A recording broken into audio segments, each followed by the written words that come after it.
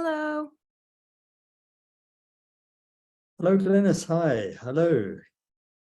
Hi, can you hear me? Yes, can you hear me? It's a little bit, Am I muffled? Yeah, it's jumping in and out a little bit, but I think it might be just settling in. Okay, So, let's hope so. I'm at my department. Yeah, so- yeah. I mean, there's a. Oh, right. Well, it should all be well then. Yeah. Anyway, how are you? The internet connection won't get much better than this if I'm at my department. I'm doing well. How are It may you? well be my end. Yeah. Oh, okay. Okay. Yeah. Is That's fine. there We'll see how it goes. oh, go ahead. Sorry. Yeah, no. I said, it's the museum's internet is not always reliable, and I'm dependent on the Wi-Fi here, because of this Zoom link can only be through my computer rather than the museum's. Anyway, Okay. all will be well, I'm sure. I can see you perfectly well. Okay, good. How are you doing? Yeah. Pretty good. Hmm. I mean, I'm sure you've I'm sure you've shepherded a lot of PhD students through their final year.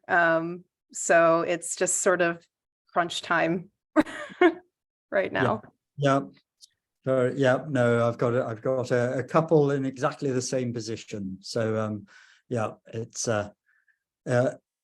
exciting in a way, but also obviously this is the the moment to really pull everything together. So yeah, that's Yeah, it's a lot of like wrapping up things, but then also trying to start new things because postdoc applications are on the immediate horizon, and so there's just a lot of lots of things up in the air, and then if you throw fieldwork into it, that just that's a whole other spanner. cool. So have you had good season? Yeah, Yeah, it was really nice. I think Mm. I vastly prefer Kurdistan in the spring as opposed to the fall. Interesting. Yeah, Just not, right. there's more flowers about. The wind doesn't feel like a hairdryer, so it's a bit better, I think, in the spring. Yeah. So Excellent, excellent. Shall we just try your PowerPoint just to make sure sure. that all works? I need to give you permission to share. Hold on 1 second. Okay. There we are. Now you should have it. Because I have not attempted to share my screen in what feels like forever. Okay. Yeah, Zoom. This one seems to be straightforward, unlike Teams, which is a nightmare. But, oh yeah, no, I'm not a fan. there we are. Okay, so if I just go to here, that's all good. Yeah. Okay, great. So there we are. Yep, got it, and it's moving around. Lovely. Okay. Perfect. Now you could leave it up if you wanted to, because then I will just do introductions and sort of as we'll hand over to you. The audience are kept mute and off screen. Okay. I have that power, and so they will just. I can see them coming in, or we both will be able to. In fact, there's already Chikako Watanabe is in the waiting room. Yeah. No, fantastic. No, she's it's great that she's here. Oh my God. Do not feel that at all. I mean, if anybody, she's as you all know, is a really good thing, and really nice with it, which is a good combination. Yeah. Yeah. Well, I haven't seen her for a while, so so that'll be nice anyway. And yeah, so people will, yes, actually now, it's the people beginning to come into the waiting room. So I'll let them in, just before 3. Just give it a couple of minutes. And then they'll pour in, and usually, it's sort of the Cambridge, Oxford, couple of minutes after the hour type start. Yeah, that's fine. And I'll introduce you, and then off you go. Are questions, Norm, are the questions in that section, because I watched Tala's talk, Yeah, but I couldn't remember if the questions and answer sessions are also, is that also recorded for like? No. Okay. No. Okay. So the talks are only, in fact, they don't even show, they won't show the introduction even. It will just be from the moment you start talking until you stop talking, and that will be it. So yeah, so as always, sort of enjoy the questions at the end. That's just a conversation really. For us. And as you probably saw from Tala's, sometimes you don't get many, and then we close early. And sometimes it does go, there's a few more, but it doesn't tend to go on very long. The worst thing, of course, inevitably about these talks, and it's true always, is that they just stop. So you just sort of say goodbye, and then it closes down. So that always feels a little bit to me, mean. But yeah, but anyway, at least we get a global audience, which is great. No, yeah, thank you for inviting me to give a talk. No, thank you for accepting, really. I mean, it's great to have all, this new work, this new way, new ways of thinking, and opportunity to talk to other people around it. So I'm very grateful to you. And we've got 2 more in the series to come up, and then that will be it. What are the final 2? I got next week. It's Kirsten Neumann from Chicago, who will be talking about. Well, she talks about sort of the affective properties and sort of emotional engagement with objects and images, and so she's talking about cylinder seals and Neo-Assyrian seals. Perfect. And, yeah. No, absolutely. I mean, sort of by coincidence, so many of these talks have a lot of overlap, and which just so sort of slightly zeitgeist, you know, we're capturing here. And then the final talk on the 30th is Sarah Graff from the Metropolitan Museum, who, and I kind of remember what she's looking at. Oh, terracottas, old Babylonian terracottas. Oh, amazing. That's right. Okay, great. Yeah. So if you're around. So we've got a few people now. It's odd that actually lots of people come in after the hour. So I think I'll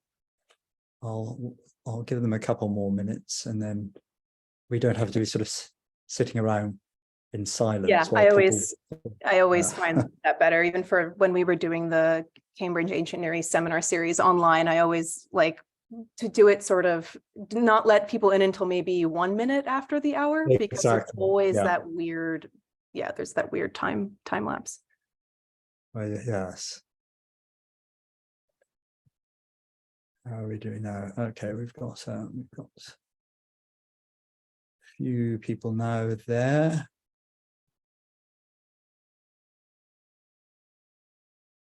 Okay, right. Beginning to drift in. Right. I'm still not used to it, really, even after we've been forced for so many years to do it this.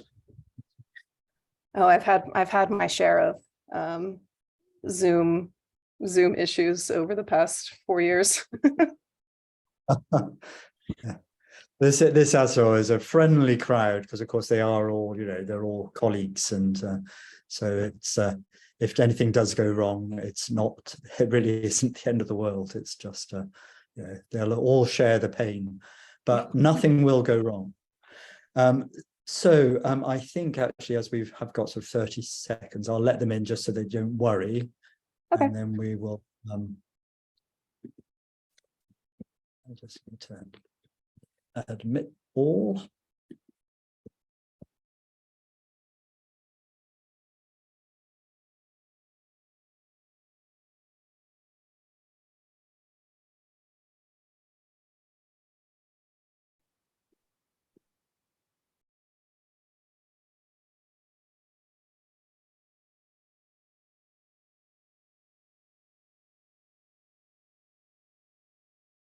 Hello, everyone. We'll make a start in a few minutes. We find with these lectures that people come in just for a few minutes after the hour, so I'll give them time to join.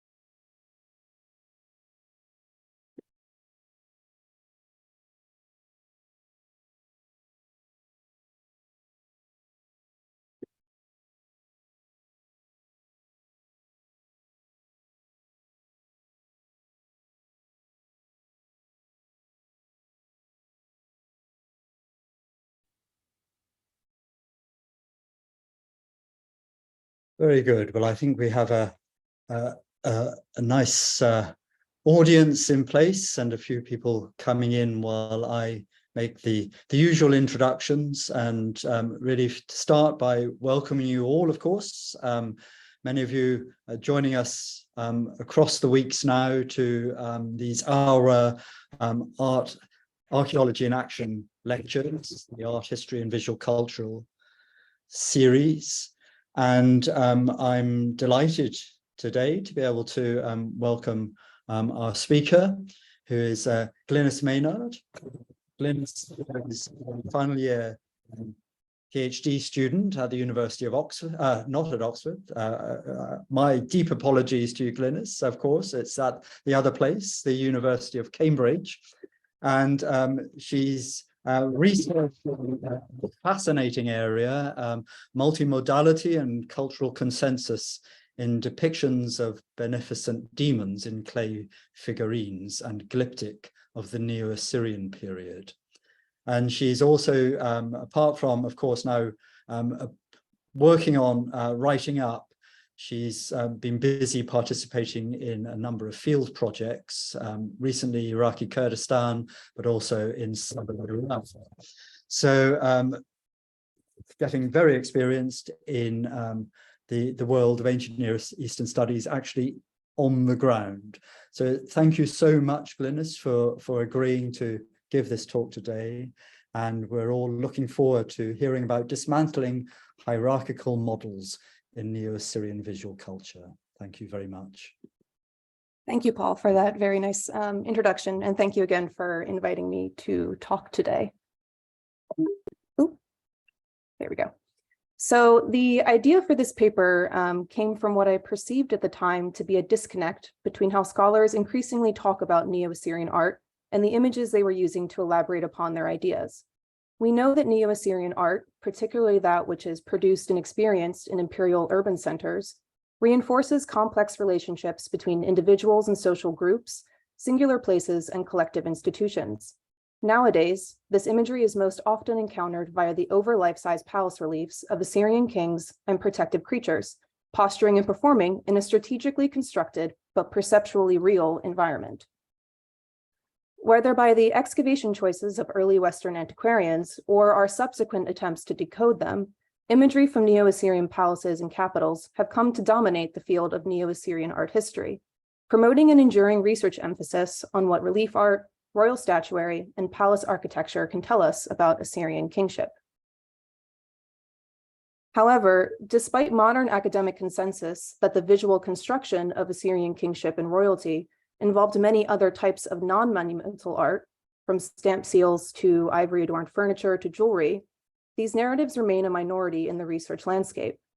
This talk will therefore reflect upon an adjacent, often implicit, logic that persistently arises when considering relationships between various types of art objects of the period, which is that Neo-Assyrian palace reliefs are conceptualized as the source and inspiration of artistic representation for other types of art objects. This conceptualization arguably emerged from earlier Western art historical expectations placed upon Mesopotamian art, and it can be subtly, if unintentionally, perpetuated by studies on Neo-Assyrian visual culture and/or communication that wholly rely on examples from within a certain type of art object or material. So this talk is an attempt to address some of these phenomena via a case study that complicates such unidirectional narratives of motif transfer. Before I discuss the case study, I think it's useful to first track how earlier art historical scholarship has framed and influenced the study of Mesopotamian and Neo-Assyrian art. My intention is to show that in order to consider Neo-Assyrian art as visual culture, something that, to use Sarah Graff's definition of the term, both bears meaning and participates in making meaning, it requires flattening some of these notions about how Neo-Assyrian art interacts with itself. The study of Mesopotamian art in the 20th century was primarily dictated according to Western art historical taxonomies and theory. Viewed as the historical precursors in a developmental scheme, Mesopotamian and Egyptian art was initially judged based on its degree of conformity to the art of the classical Greek world.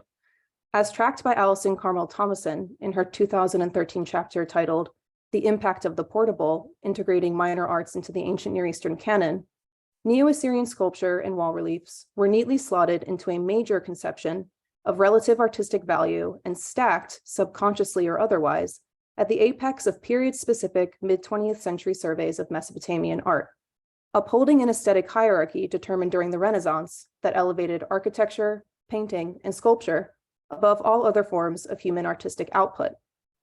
On the left is part of the table of contents from Henri Frankfurt's The Art and Architecture of the Ancient Orient, where his discussion of each time period is organized from monumental to non-monumental, large to small.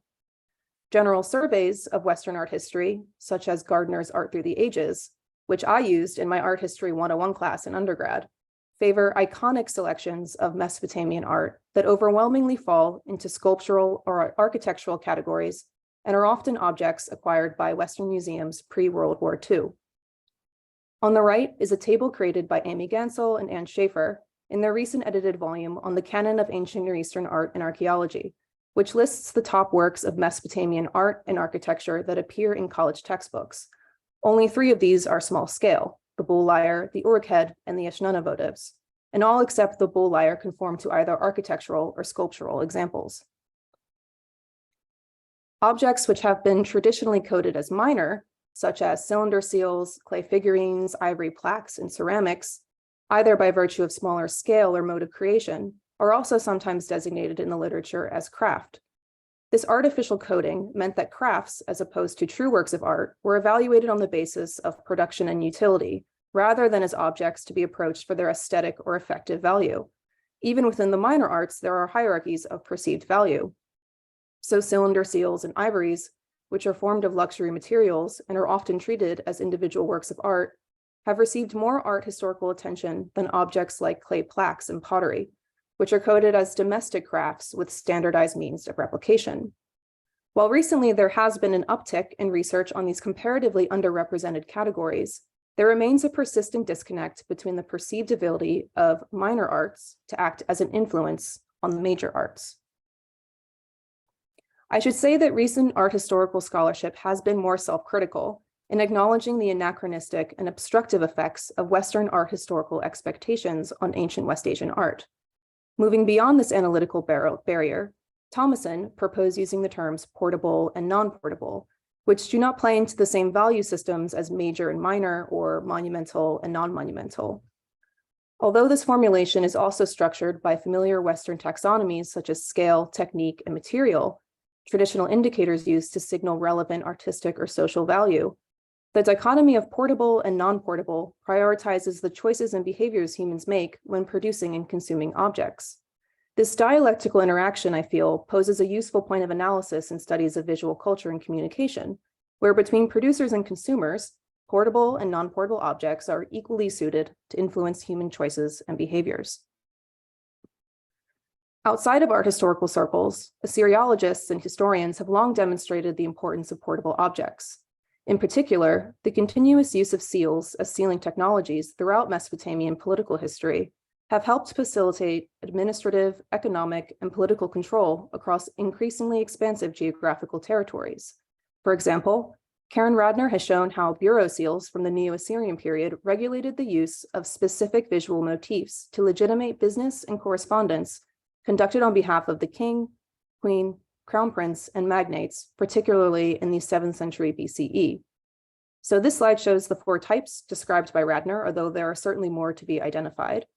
From the left, there is the king killing a lion motif for administrative activities related to the king's bureau, the scorpion motif to denote activities taking place involving the queen's household, the tripled kingship motif combined with 3 alternating Y shapes known as ispulurtu to indicate the bureau of the crown prince, and the mace, which occurs as a stamp sealing concurrently with the personal cylinder sealings of Nimrud governors, possibly from the same stamp cylinder. It has so far been associated with Bel-Tartsi-Uluma, governor during the reign of Adad-Nirari III, and Sharu-Duri, governor during the reign of Tiglath-Pileser III. So the visual system in which the exercise of Assyrian kingship and authority was partially made manifest clearly extended beyond the confines of monumental art and architecture. So how have these hierarchical legacies influenced knowledge production regarding Neo-Assyrian art? The first analyses on Neo-Assyrian visual communication as we know it began with how palace relief programs or royal sculpture relate to imperial ideologies. Many of these foundational arguments were formulated in the late 1970s and 1980s, and understood Neo-Assyrian political history as primarily rooted in the actions of a single individual, the king. Consequently, studies on palace relief programs focused on the relationship between state propaganda, historical narrative, and royal ideology. As their stated focus, these studies predominantly considered royal sculptural programs and architecture as the categories from which to form their arguments about the nature of royal visual communication. While more recent treatments focus on other aspects, such as narrative strategies or artistic production, They nevertheless build on these earlier iconographic interpretations. Only seldom do studies read against the outright political functioning of palace reliefs, such as Mehmet Ali Ataç's esoteric semiotics in the mythology of kingship in Neo-Assyrian art. Similar to how scholarship on Neo-Assyrian relief art tends to preserve its own autonomy, Diana Stein has recently argued that seals have also historically been treated as a canonical, self-contained body of evidence. Moreover, she maintains that seals remain separate but occasionally useful to the study of archaeology, texts, and other types of art. Inclusive approaches to first millennium BCE West Asian visual culture, which seek to connect the varied roles of images across materials, remain atypical, such as Christoph Uhlinger's edited volume on images as media from 2000. When Neo-Assyrian art specialists do consider visual relationships across formal categories, scale remains an influential factor of analysis in determining vectors of transmission. Earlier research has tended to identify stone relief or sculpture as the original influencers from which other objects draw their inspiration. In her foundational paper on Neo-Assyrian cylinder seals, published in Uhlinger's Images as Media volume, Irene Winter proposed a hierarchical image system for iconography found on both cylinder seals and royal palace reliefs, where seal holders operating in official, political, or administrative capacities choose motifs found on palace reliefs in order to reference the kingly person via visual association. Winter examined multiple types of seal motifs, ranging from bull hunts to attendants flanking a sacred tree, and suggested that they ultimately originated from Ashurbanipal II's Northwest Palace reliefs at Nimrud. She noted that the direction of imagery found on seals is often the opposite to that of the reliefs, as if the motif had been seen on the reliefs, then copied directly onto the seal, such as the impression would produce the reversed image. And this could in turn suggest that the palace was a conscious source for the iconography of the seals. On this basis, she advanced the notion of a hierarchy within Neo-Assyrian art, in which sculpture in relief or in the round ultimately determines the choice and appearance of visual content in other forms. At the pinnacle of this system of visual production is the Assyrian king, whose artistic output, reliefs, statuary, form the basis for subsequent output in other media used by members of his court. Her proposal, while likely true in particular cases, somewhat masks the overall potential of cylinder seals to act as effective carriers of iconographic motifs, and perhaps overemphasizes the role of palace relief art across the roughly 3 centuries of Neo-Assyrian visual culture. We know that cylinder and stamp seals are incredibly useful vehicles for spreading highly specific visual motifs in both iconic and narrative form, arguably more so than imagery stationed inside temples and palaces. Whether impressed or rolled, sealings were used at local and regional scales, from securing containers for transport, blocking storage rooms, legitimizing contracts and bills of sale, or personalizing correspondence. The infinite possibilities of image replication over time and space distributes agency of not only the image itself, but also of the person to whom the seal is attached. In the Neo-Assyrian period, personal inscriptions on cylinder seals are quite rare, and instead the proliferation of recognizable, even standardized iconographies seem to have been an effective mode of communication on behalf of individuals and institutions involved in political governance. More recently, Davide Nadali has shown that the numerous stamp seals featuring the Assyrian king stabbing a lion used in royal administration had the opposite effect as described by Winter. In fact, certain impressed examples of this motif appear earlier on clay bullae used to seal various containers and goods, approximately 60 years before its possible replication on a palace relief from Nineveh. Nadali argues that certain lions on Ashurbanipal's North Palace hunt reliefs directly borrow from the arrangement and pose of lions on state administrative stamp seals. Although Winter interestingly mentions this exact opposite possibility in a footnote of her Palais Imaginaire paper, she still grounds her overall argument in the belief that in the shared visual environment of palace reliefs and cylinder/stamp seals, it is the former that determines the latter. Nevertheless, Nadali's argument and Winter's mention pose a useful thread of counter-narrative against visual communication as a trickle-down phenomenon, where motifs from royal relief programs or other non-portable objects are either reworked or directly copied by artisans onto smaller objects, which then sort of percolate through society and into Neo-Assyrian culture.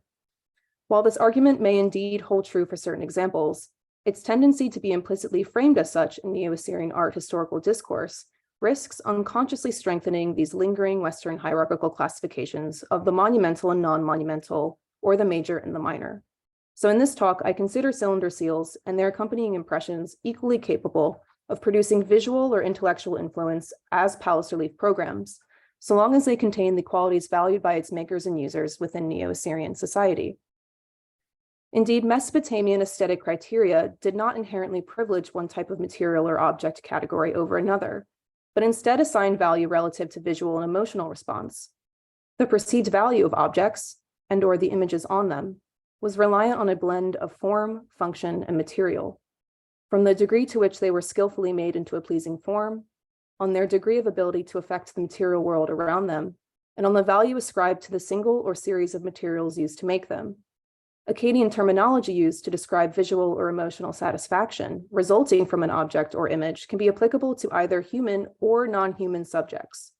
And I feel this is a point worth thinking about. Due to the wide proliferation of human and non-human subjects in Neo-Assyrian art, there is potentially a diverse pool of relevant imagery that could have influenced the composition of subject matter on Neo-Assyrian palace reliefs.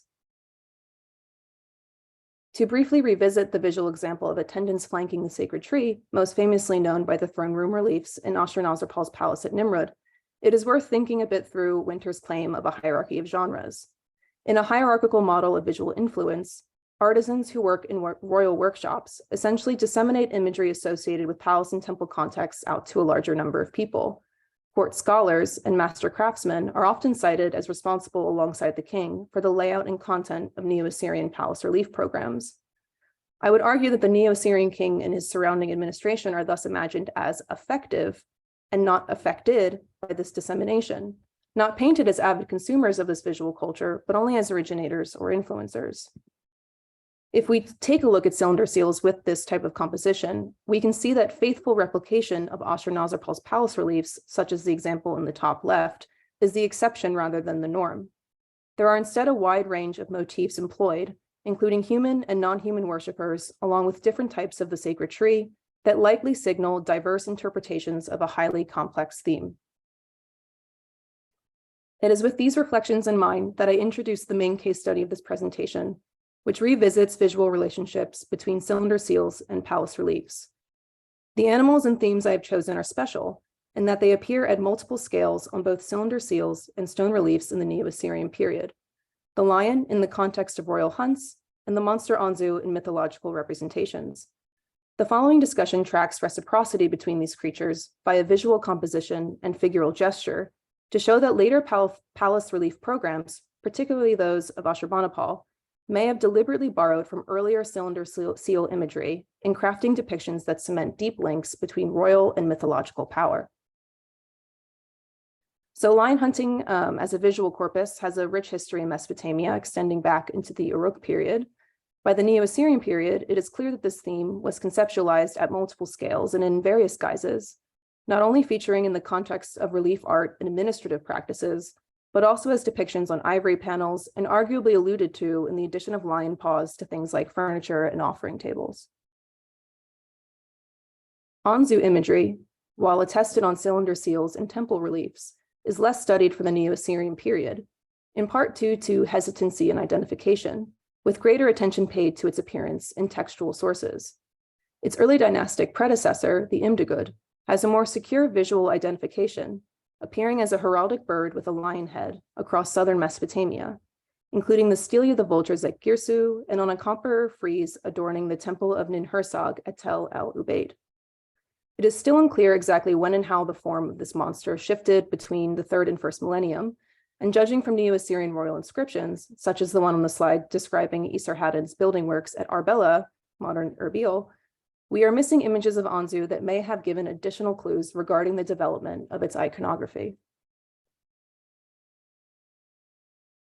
Despite the concomitant appearance of lions in the Anzû in similar contexts of Neo-Assyrian image consumption and proposed textual parallels between descriptions of royal lion hunts and the Anzû myth, which I will touch upon in a minute, comparatively little has been done in considering any concrete visual relationship between the two subjects. In order to do this, I will first briefly detail the current understanding of Ashurbanipal's lion hunt reliefs. So Ashurbanipal's North Palace, built between 646 and 643 BCE, was the last in a series of Sargonid capital palaces built on the Nineveh citadel. While it is only partially excavated and remains somewhat poorly understood, the North Palace nevertheless retained the royal Neo-Assyrian aesthetic tradition of lining its corridors and rooms with relief panels. Reliefs depicting scenes of lion hunts are located in room C, which was a connecting corridor from the central courtyard, and in the western portico that included entrance room S and S1, which was some type of architectural space possibly located above room S at ground level. While these rooms were visible in the sense that viewers would have presumably encountered this imagery when either entering the palace from an external area or inner courtyard, it remains difficult to pinpoint the actual or intended audiences of the North Palace reliefs. Some areas of the palace could have functioned more publicly, receiving foreign dignitaries or envoys bearing tribute, while other spaces could have been reserved for the king and his household, as well as for members of the political administration, including magnates and scribes. This distinction between outsiders and insiders has led some scholars to postulate that in Ashurnasirpal's earlier Northwest Palace reliefs at Nimrud, the primary audience was the king and court officials who were responsible for creating and shaping the imagery itself. By the time of Ashurbanipal, relief art had at least 200 years to develop in complexity, and it is possible that esoteric interpretations remained throughout the development of Neo-Assyrian visual historical narratives, albeit articulated differently than in previous palace relief programs. To that end, scholarship on Ashurbanipal's lion reliefs has mainly sought to establish how best to read and understand this imagery. The visual construction of Ashurbanipal's roles in the lion hunts has been broadly examined. Chikako Watanabe suggests that continuous interplay between linear and centric narratives are intended to create a semi-historical, strategically constructed picture of Assyrian kingship and royal ritual. Visual accounts of Ashurbanipal's lion hunts reflect both a linear progression of events, best seen in sequences of caged to killed lion, or in viewing registers from top to bottom, in addition to centric arrangements composed of multiple events performing outside of historical time, which emphasize the king's divinely bestowed ability to impose order over a chaotic environment, here personified by the lion. These reliefs may have even commemorated a particular royal lion hunt that took place in an arena at Nineveh. Lions on the reliefs are further examined as tragic heroes, in emotional relation to the king in the hunt narrative. Additional attention has been drawn to the imaginative portrayal of defeated lions, in which they are shown bleeding out onto the earth or coughing up blood, relating this to a uniquely Assyrian brand of comic horror, also seen in the torture of Assyrian prisoners. Negative, violent imagery in general, of which Neo-Assyrian palace reliefs are well versed, can also act as neurological stimuli, capturing the attention and recollection of viewers.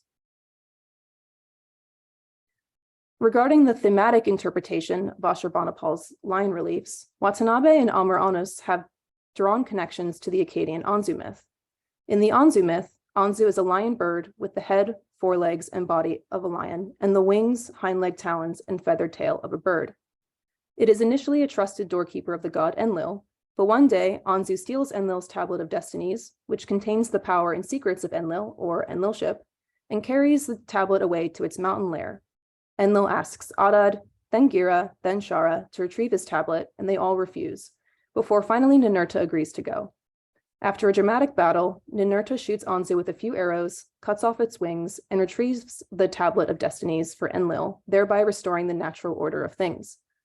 While this paper proposes that there is a more concrete visual rather than just textual relationship between hunted lions and the hunted Anzû, Watanabe and Anus mainly cite intertextual relationships between the myth and Assyrian royal inscriptions. There are three suggested connections. Firstly, a Gishnaramtu, a special weapon used to kill lions, is attested on the broken obelisk, which describes the military campaigns of the Middle Assyrian king Tiglath-Pileser I. So in column 4, lines 9 through 12, it reads, 120 lions with his courageous heart and with his mighty attack. Both in his open chariot and on foot, he slew with the spear, and he brought down a number of lions with Naramtu weapons. Naramtu, itself a rare word, stems from the equally rare verb ru'umu, to cut off, which is used in the Akkadian Anzû myth to describe Ninurta's action of cutting off Anzû's wings. Secondly, Assyrian kings hunted lions in special open chariots, gishgigir patute, described in numerous royal inscriptions, such as the one on the banquet stele of Ashurbanipal II. Through dominating the bodies of dangerous animals like the wild bull and lion, Ashurbanipal mimics the heroic actions of the patron god of his new capital city at Nimrud, Ninurta. Similarly, in the Sumerian Angim hymn, Ninurta returns to Nippur in his shining chariot with the bodies of 11 conquered monsters. Such narrative parallels help to establish deep conscious links, not only with literary tradition, but also between royal and divine bodies. Thirdly, Ashurbanipal is shown on his palace reliefs hunting on foot, and earlier Neo-Assyrian royal inscriptions describe hunting lions in ashepia lasamate, on my swift feet. The use of the word lasamatu is similarly associated with the cultic Lismu foot race that commemorates Ninurta's victory over Anzû. These intertextual examples suggest that beyond merely hunting lions, Ashurbanipal is also connecting his exercise of kingship to that of Ninurta's actions in the Anzû myth. Watanabe also mentions that the lion can be a textual metaphor for mythological figures, including Anzû and other enemies of Ninurta, a scapegoat whose defeat endorses the overarching royal narrative of imposing order over chaos. I should mention that such allusions to literary works are also argued to be apparent elsewhere amongst the palace reliefs at Nineveh. For example, the parallel between the treatment of Humbaba's head from Tablet 5 of the Epic of Gilgamesh and the transport of the Elamite king to Uman's head in Ashurbanipal's Battle of Tultuba reliefs from Sennacherib's Southwest Palace. To quote Dominic Bonatz's 2004 paper, the transport of the severed head over a long distance, the triumphal return with it to Nineveh, and its consecration to the gods recall the epic story in which Gilgamesh returned to Nippur with the head of Humbaba and booty from the Cedar Mountain. Like Ashurbanipal, who consecrated the head of Tiuman to his gods in Nineveh, Gilgamesh consecrated the head of Humbaba to Enlil and Nippur. The connotations of the severed head must have made it quite easy for the Assyrian audience to associate the image of the victorious king with that of the heroic demon slayer in the Gilgamesh epic. So one common thread throughout these iconographical and thematic explanations is the central importance of Ashurbanipal, from his explicit actions to minute changes in dresses and accoutrements between relief panels, as informing and driving the overall meaning of his lion hunt reliefs. But what about the other main protagonist on these reliefs, or from an Assyrian perspective, the antagonist? Apart from describing these lions as comically horrific or heroically emotive, how else might artistic decisions of physical gesture or motion and compositional arrangement inform our understanding of these reliefs? Most importantly for this talk, how can some of Ashurbanipal's lions relate to Anzû? When scholars do point out any visual examples of the Anzû myth in this study's context, they cite its appearance generally on Neo-Assyrian linear-style cylinder seals of the 9th and 8th centuries, and specifically on a relief at the entrance of the Ninurta temple at Nimrud. This temple relief is usually described as the blueprint for like cylinder seals, and is the predominant visual Anzû source cited in Neo-Assyrian art publications. Such citations of Anzû imagery in relation to the lion reliefs are seemingly made at a thematic level, but when comparing visual examples of Anzû on cylinder seals with the Ninurta temple relief, they are actually quite different. This consistent reference to the temple relief perhaps reveals more about lingering art historical practice to cite visual relationships from within the same material corpus, here being relief, rather than across them. The Ninurta temple relief, which likely depicts Ninurta battling with Anzû, arranges Anzû such that its body is in profile, wings behind its body and forelegs in front, as it twists its neck backwards to roar at its assailant. We can see this Anzû pose also on a Neo-Assyrian official cylinder seal, inscribed with the name of Ishtar Balata Eresh, governor of Kilitsu, a provincial city in the Assyrian heartland.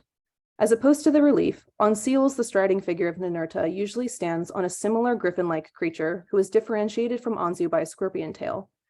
Ursula Seidel has convincingly argued that this is the Ububu, a creature representing the deluge who aids Ninurta in his hunt.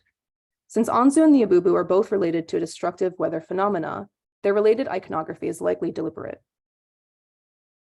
However, the composition of the Anzû on most linear-style cylinder seals diverges slightly from the oft-cited Ninurta temple example, and could represent an alternative conceptualization of Anzû's actions in the Ninurta Anzû myth. On these seals, the Anzû's hind legs are shown in profile, and its wings and forelegs separate from each other and fully extend to either side of its body. Of the examples I have located which have the complete triad of Ninurta, Ububu, and Anzû, 12 follow this composition, whereas only 6 examples could be said to directly replicate the positioning of Anzû from the Ninurta temple relief. An additional 3 examples show Anzû completely face or run from the advancing figure of Ninurta, so there is no twisting in the body. In incomplete scenes on cylinder seals, which do not include the abubu, and therefore could be said to replicate the composition in the temple relief more closely, the form of Anzû instead matches the positioning seen on this slide. This positioning is unique amongst winged creatures in Neo-Assyrian art, and wings depicted as such are usually reserved for anthropomorphic figures and deities. Moreover, the positioning of the rest of the body is now ambiguous. Are we supposed to be looking at Anzû's chest or at Anzû's back? There appears to be limited attempts to render shoulder blades on the seal at the lower left, and a later 8th century example on the right shows Anzû's left wing clearly emerging from its back. Anzû's pose heightens the tension of the overall scene, capturing the moment at which Ninurta surprises Anzû with the decisive arrow. This presentation of the back is actually highly unusual in Neo-Assyrian art, which favors figural composition that is fully in profile or twisted at the waist to present the torso and face frontally, or torso frontally but face in profile. A few examples depict figures fully frontal, such as the 4-winged female deity, possibly a version of Ishtar that is a popular choice on stamp seals of the time. When figures are winged, they either present themselves frontally or appear in profile. Profile perspective is almost always used for human figures on palace reliefs, for example, Ashurbanipal post-lion hunt. In comparison to other hunt or combat scenes on cylinder seals, the hunted animal is typically shown in profile, as seen on the right. Its neck will often twist around to look over its shoulder away from or at the back of its pursuer, which is more accurate to the physical arrangement of the Anzû from the Ninurta temple. However, on the dominant version of Anzû seals, Anzû twists its entire upper body to directly look at and confront its opponent, emphasizing its impressive wingspan while presenting its back, as if to foreshadow the impending loss of its wings. To my knowledge, the only other creatures to be composed in such a way, and perhaps mirroring or referencing this unique pose, are particular lions on Ashurbanipal's relief program. Indeed, the rampant and splayed dying lion between 2 chariots in room C shows this correspondence at its largest scale. Taking up the majority of the southwest wall, this composition is described by Watanabe as difficult to make sense of from the point of view of time and space in reality. Ashurbanipal, who is shown twice in separate chariots on either side of this lion, is practically a supporting character for the central lion in this type of composition. The arrangement of this lion between 2 chariots echoes other heraldic compositions in Neo-Assyrian art, including 3-figure contest scenes on cylinder seals and the sacred tree relief from Ashurnasirpal's throne room. Its body twists aggressively at its middle, presenting its back and modeled shoulder blades to the viewer. The strong articulation of each digit of the forepaws as they spread out into empty space is also paralleled in Anzû's seal imagery. Although Ashurbanipal is hunting from each approaching chariot with either a sword or a spear, it is an arrow through the face that is the principal demise of this particular lion. In this specific case, perhaps another reference to the defeat of Anzû beyond hunting lions with arrows. Exploring such visual relationships between cylinder seals and palace reliefs can help unpack social relationships between aesthetic producers and consumers. How did individuals, either loosely or directly affiliated with the institution of Assyrian kingship, interact with and/or contribute to the ongoing production and development of motifs within Neo-Assyrian art? Dominique Collin has remarked that on surviving inscribed seals and impressions of inscribed seals, Ninurta is the most frequently depicted deity, and Kazuko Watanabe has similarly noted the popularity of Ninurta imagery on official seals, precisely because of the connection in political ideology between royal lion hunts and Ninurta hunting Anzû. In their recent PhD dissertation on depictions of divine combat in first millennium Southwest Asia, Madad Ricci posits that the figure of Ninurta on such seals might equally be associated with the figure of the Assyrian ruler, further deepening the theological beliefs and political commitments of the seal owner to the ruling body. Of our inscribed examples, most belong to individuals either explicitly named in political administration and governance, or whose skills were used in a Neo-Assyrian court context. So on the top left, we have Ninurta Bel Utsur, Sa Reshi, or court eunuch to Ninurta Asharid, who was eponym in 812 BCE, Ishtar Balatu Eresh, Rabalani, or governor of Kilitsu, Bel Imurani, who is perhaps identified with one of 3 eponyms, so Ratsapa in 737 BCE, Karkemish in 691 BCE, or possibly as a Tertanu or military officer in 686 BCE, and Yapahadu, whose Aramaic inscription names them as a dream interpreter. One rather interesting Babylonian votive example belonged to one Nabu Etir, a Paktu official, with a later inscription added by Iriba Marduk, who was either father or grandfather to the Babylonian ruler Marduk Apla-Adina II. Whether this mythological scene was the personal choice of these individuals, or perhaps indicative of a more widely adopted composition amongst those involved in political administration, it is not yet known. But it is the impressed version of Anzû on these seals that particular lions on the North Palace reliefs match most closely. Winter's argument was that cylinder seals with imagery complementary to palace reliefs show the same scene in reverse, as if the seal maker saw a relief and copied it directly onto the seal surface, producing a reverse impression. If the planners of Ashurbanipal's reliefs previously experienced this Anzû type impressed into clay, the near-exact copying of pose from seal impression to palace relief would suggest conscious emulation of the seal impression using Winter's logic. This would also seem to complement Nadali's argument that the North Palace reliefs directly copied or indirectly referenced older images on stamp seals, which already had established connotations of royal power in the layout of various lions in the hunt scenes.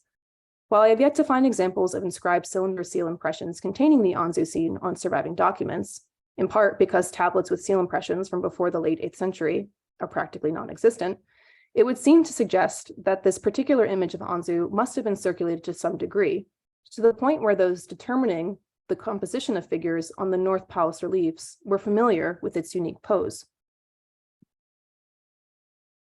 A fragmentary limestone plaque found at Nineveh, tentatively dated to the 9th to 8th centuries BCE, could be an example of such a vector.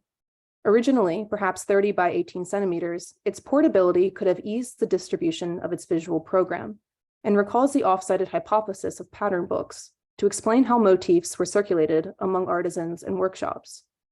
Depicting on one side the lower half of a striding god atop the remaining upper half of a winged creature, with a smaller figure to the right in a similar striding pose, Julian Reed interprets this scene as a partial model for the Ninurta Abubu Anzû composition found on cylinder seals of the same period.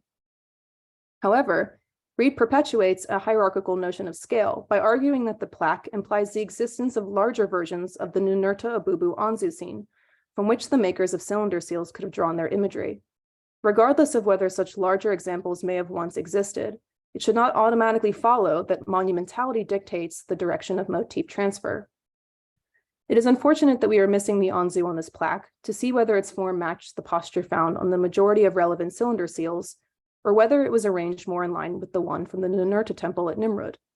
Nevertheless, I would argue that the twisting and backwards composition of Anzû on cylinder seals could have communicated a powerful visual message separate from familiarity with Anzû in text and oral sources, resonating with the individuals responsible for palace relief design.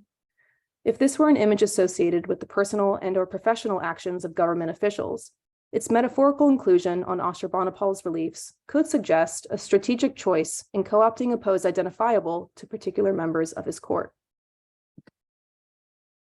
Utilized in this way across multiple visual scales, this imagery has the capacity to create and activate specific relationships between the gods, the Assyrian king, and members of his court, as recently argued in the case of Ashurnasirpal's palace reliefs by Paul Collins. Understood thusly, seal imagery is not merely referential to palace reliefs and/or the kingly person, as famously argued by Winter, but could be a reference in and of itself. Indeed, the king and his court complex, composed of family members and scholarly officials, would understand this type of imagery in a more nuanced way than outside visitors. While the occasional outsider might read these lion reliefs as a series of lion hunts, those who frequent the palace might recognize the message of Assyrian kingship, and still others might identify a relationship to Ninurta and Anzû through recognition of this visual covalence between certain lions and the Anzû. Therefore, I suggest that this pose establishes a deliberate iconic orientation from hunted lions to the Anzû within particular vignettes amongst the wider lion hunt relief program. The composition of Ashurbanipal chariot lion, crafted on the southwest wall of room C, and Ninurta Abubu Anzû on 9th and 8th century linear style cylinder seals carry the same visual structure, allowing for implicit connection between these two compositions cemented by the distinctive posture of the lion and the Anzû. A simpler example of visual quotation is the repetition of gesture seen in the example above. As Ashurnasirpal II returns from campaign on a relief from the Northwest Palace, he mirrors the pose of a god in the winged disc located directly above him. Ludovico Portuese has also drawn attention to the intericonic or interpictorial qualities of Neo-Assyrian palace reliefs, focusing on the conscious emulation and transformation of Ashurnasirpal II's lion hunts, seen here on the left, into Ashurbanipal's relief program on the right. Composition, pose, and gesture is not a new framework of study for Neo-Assyrian reliefs, but it has overwhelmingly focused on human figures in the narrative. If we take these same observations made of human figures and apply them to non-human actors, we can see a similar system of referential composition at work.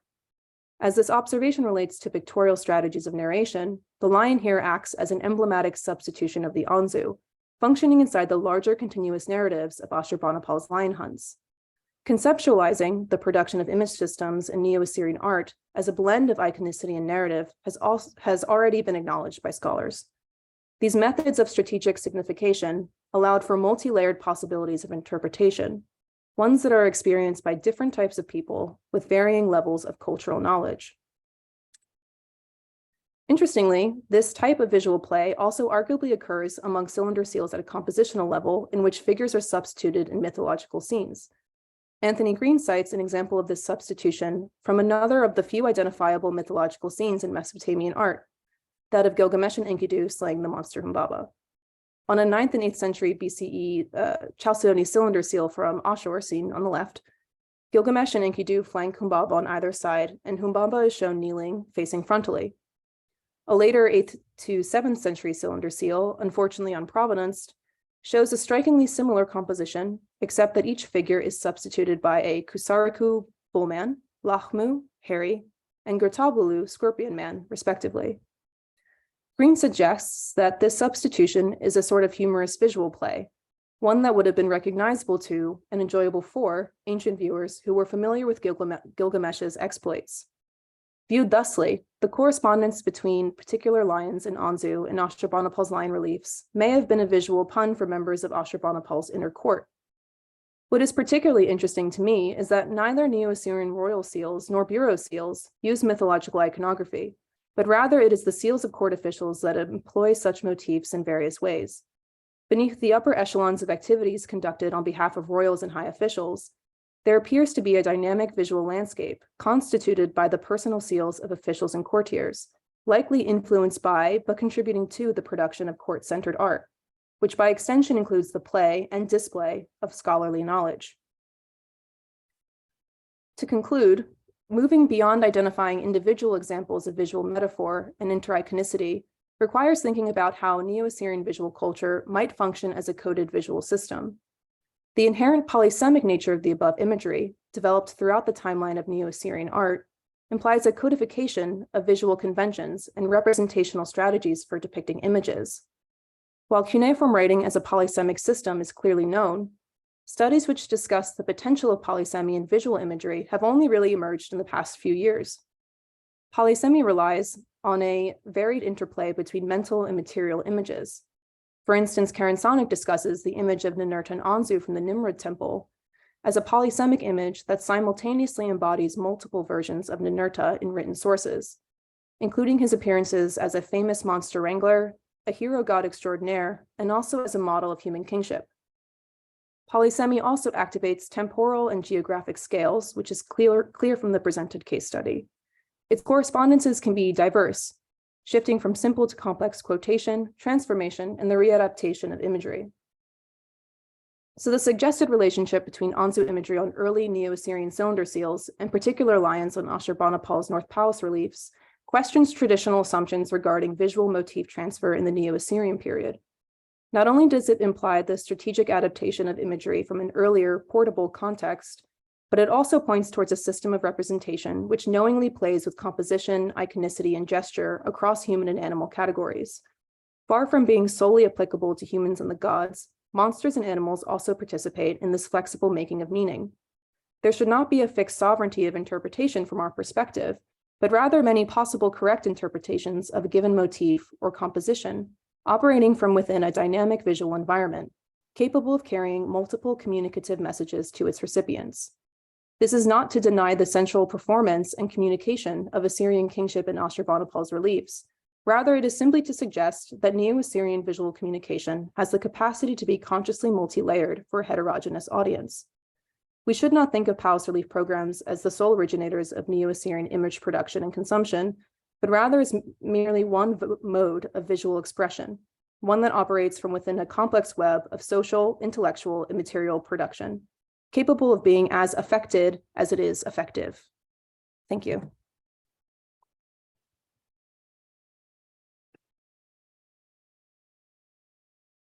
Glynnis, thank you very much indeed. That was a wonderful talk and really brought to life, I think, that idea of a web of interconnections across this visual language. So brilliant, thank you.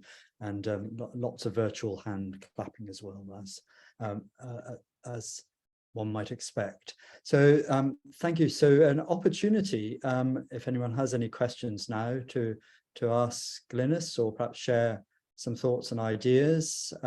You should have access to both your video and microphone, but if not, could raise your hand, but otherwise just do say. Joanne, please.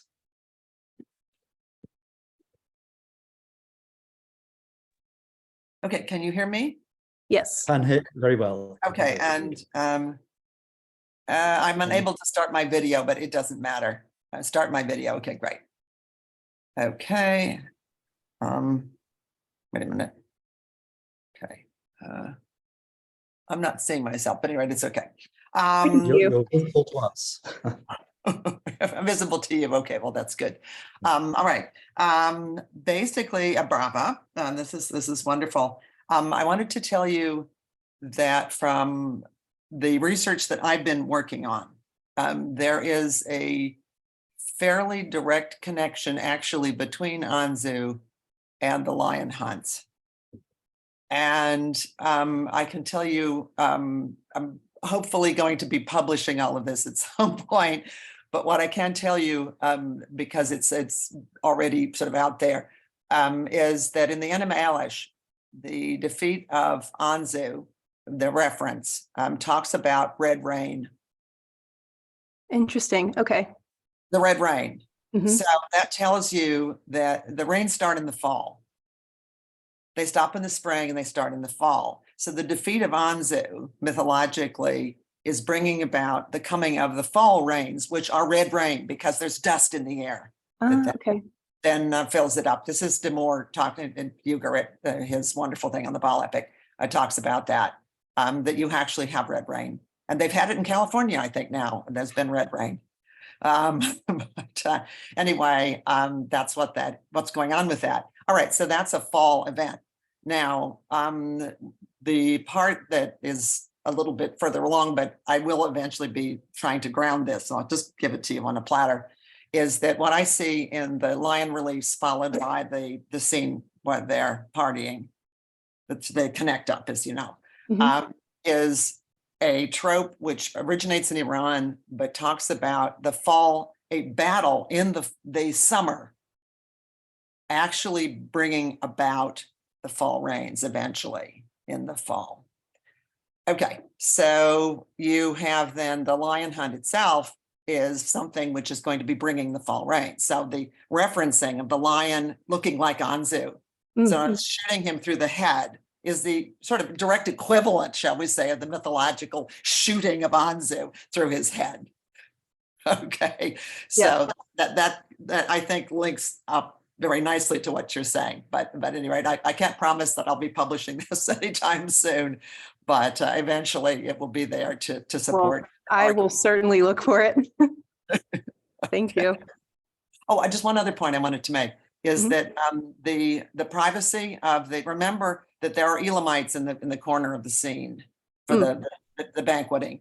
So there are, I won't say this was a public event because it obviously was not, but that there are invited guests. Okay. Who are foreigners, potentially embassy and, ambassadors from foreign countries, this kind of thing, and people who are, prisoners in the court or whatever. Okay, so I just wanted to point that out, that it's a slightly larger audience than just private, just from the relief itself. So okay, yeah, thank you. I can also have a lot more to say on that subject, but again, this is coming attraction. So anyway. No, thank you very much.